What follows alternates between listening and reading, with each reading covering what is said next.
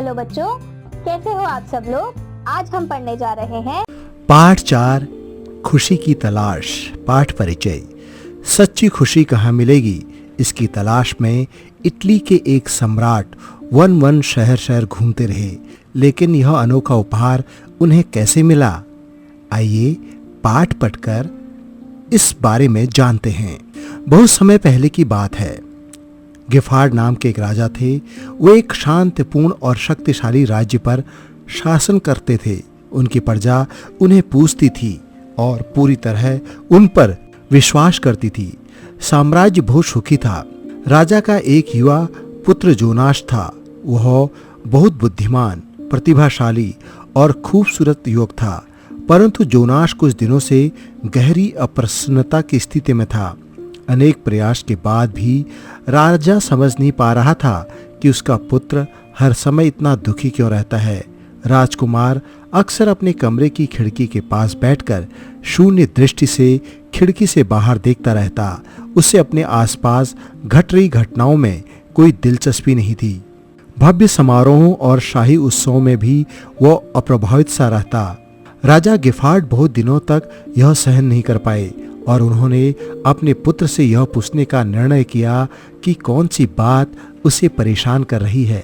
पुत्र जोनास, कौन सी बात तुम्हें इतना खाए जा रही है? तुम्हारे पास किस चीज की कमी है?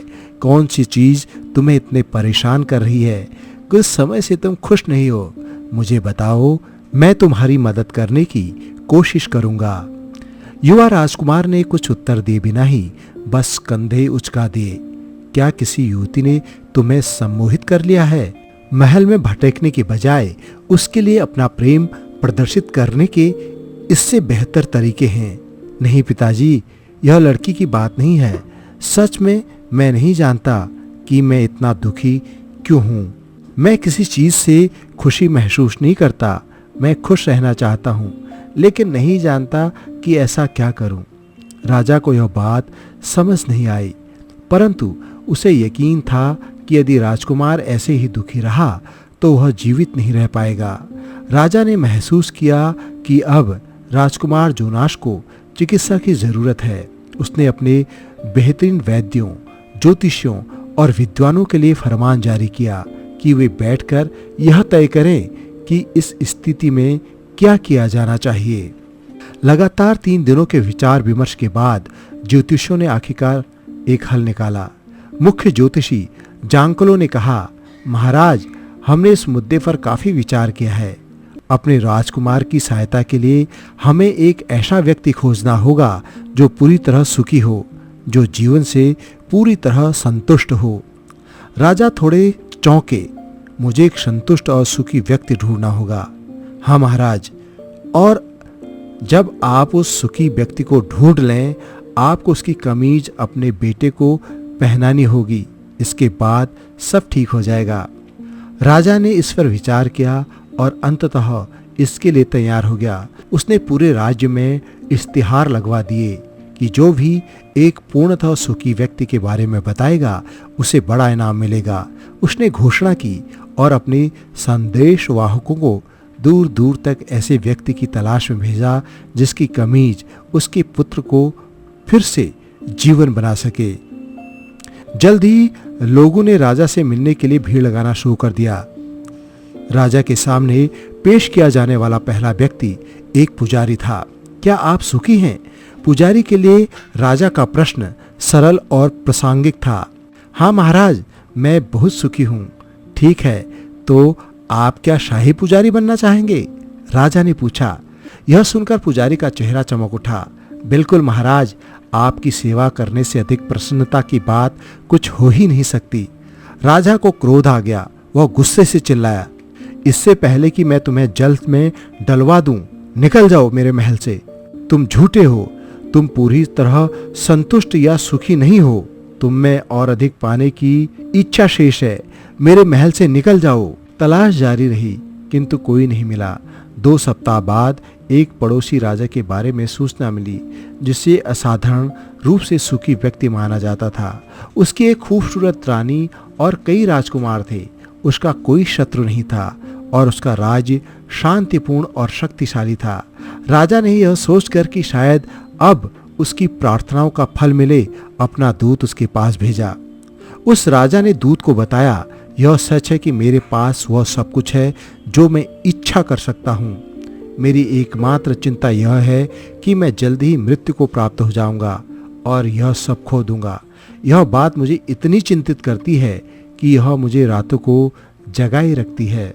यह सुनते ही दूत को लग गया कि इस राजा की कमीज ले जाने का कोई लाभ नहीं है। दूत ने उस राजा का सच जान राजा गिफार्ड बहुत निराश और परेशान हुआ। उसकी समझ में नहीं आ रहा था कि अब वह क्या करे।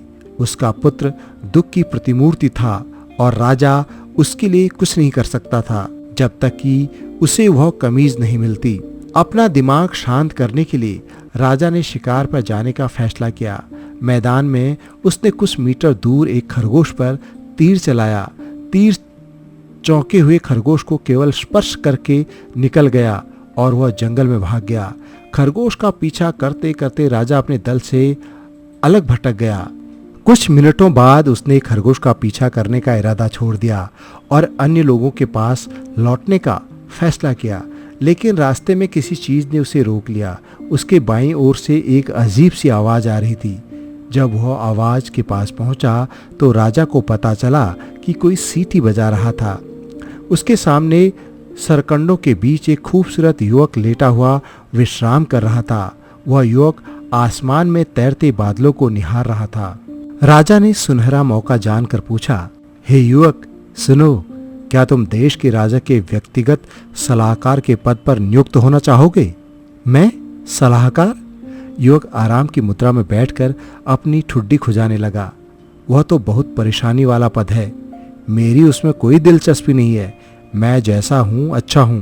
राजा का चेहरा खुशी से चमकने लगा। उसने स्वीकारा, तुम ही वह सुखी व्यक्ति हो। ईश्वर का शुक्र है कि आखिरकार एक पूरी तरह खुश व्यक्ति मिला। जल्दी से खड़े हो जाओ युवक। राजा उस युवक को अपने सेवकों के पास ले गया। मेरा पुत्र अब बच जाएगा।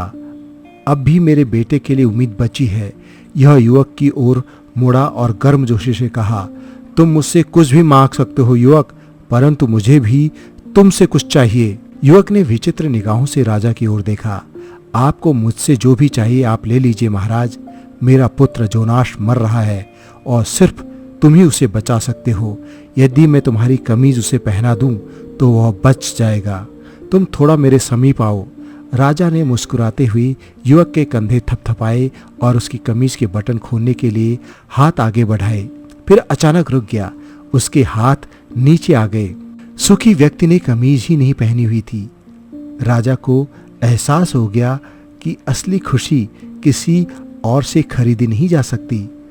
अपने सामने खड़े युवक को, जिसका जीवन उसके पुत्र के जीवन से बहुत अलग था, देखते हुए राजा ने महसूस किया कि असली संतोष और खुशी अंदर से आती है और उसका इससे कोई लेना देना नहीं है कि हमारे पास कितना धन है।